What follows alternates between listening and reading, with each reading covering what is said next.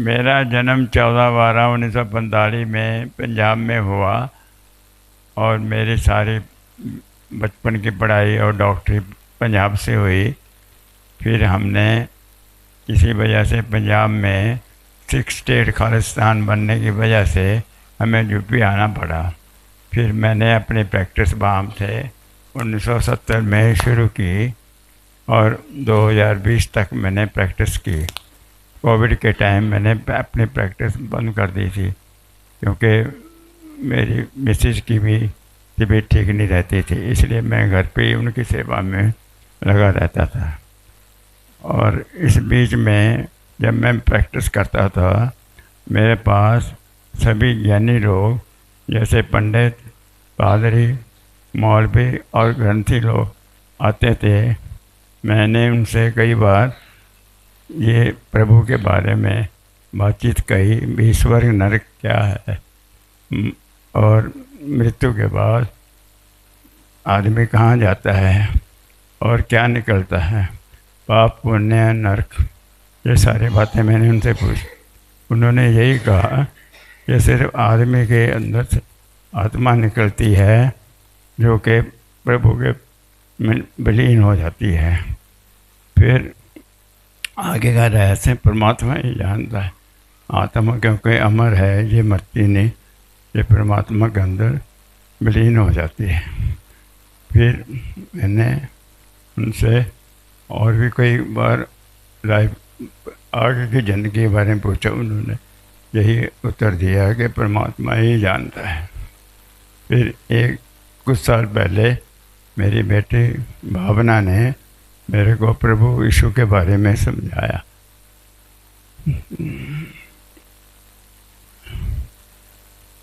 कि प्रभु यीशु ही ऐसे मसीह हैं जिन्होंने स्वर्ग में अनंत जीवन और पवित्र आत्मा देते हैं। फिर उन्होंने ये भी मेरे को बताया कि आदमी प्रभु यीशु इस धरती पे कैसे आए और कैसे उनको सूली पे चढ़ाया गया। और फिर उन्होंने अपनी जान देते टाइम ये कहा, मैंने सारे जगत के पाप अपने ऊपर ले लिए हैं, अब आप अगर मेरे ऊपर विश्वास करोगे तो उन्हें पवित्र आत्मा और अनंत जीवन मिलेगा स्वर्ग में। हेलो। फिर मैंने इस विषय में, जैसे वो तीसरे दिन मर के जी उठे, तो मैंने सोचा ये कैसे हुआ।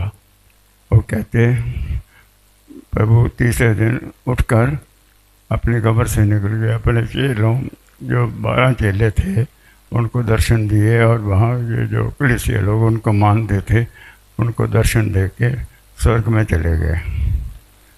फिर मेरे को और भी यकीन हुआ, तो फिर मैंने उन पे पूर्ण रूप से विश्वास करना शुरू कर दिया।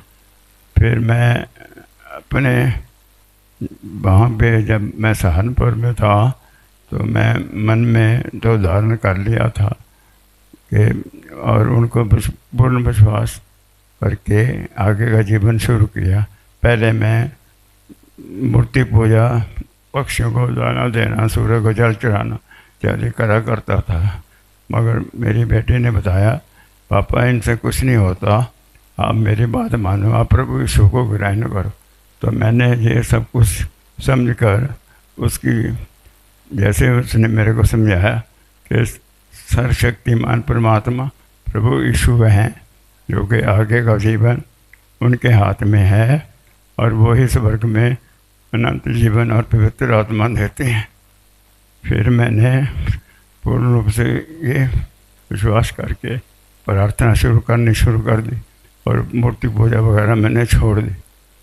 और फिर मैंने देखा कि जैसे मैं उनकी प्रार्थना करता था और विश्वास करता रहा, जब भी मेरे को कोई समस्या आती तो मेरी कुछ दिनों में ही वो समस्या हल हो जाती है।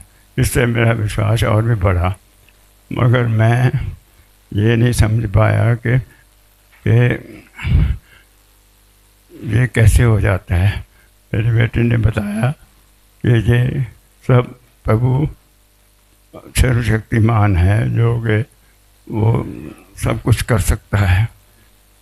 तो इस तरीके से मेरा विश्वास बढ़ता गया, मगर मेरे अंदर एक मन में सोच थी कि मैं प्रभु को कैसे ग्रहण करूं। उसके लिए मेरे को प्रभु ने एक रास्ता बनाया कि मेरे को यहाँ दुबैया आना पड़ा और सेटल होगा। और फिर मेरे लिए उन्होंने ये रास्ता खोला। जैसे मेरे उन दिनों में मैंने टीवी में भी बहुत प्रवचन सुने पास्टर जी के द्वारा, कई पास्टर जी के द्वारा, और इधर ब्लेसन पास्टर जी के द्वारा भी और अनुराग जी के द्वारा भी, और मेरे को इनके बारे में फास्टिंग प्रेयर के जरिए ज्ञान हुआ। फिर मेरा विश्वास और बढ़ता गया और आज मेरे को प्रभु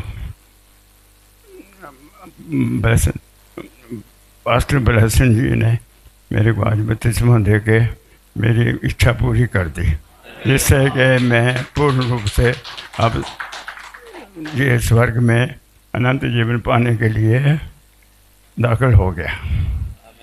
आमीन। यही मेरी सच्ची वो गवाही है, और मैं अब पूर्ण रूप से प्रभु यीशु के ऊपर ही विश्वास करूँगा। आमीन। और आगे जो भी मैं उनके लिए कर सकता हूँ करूँगा।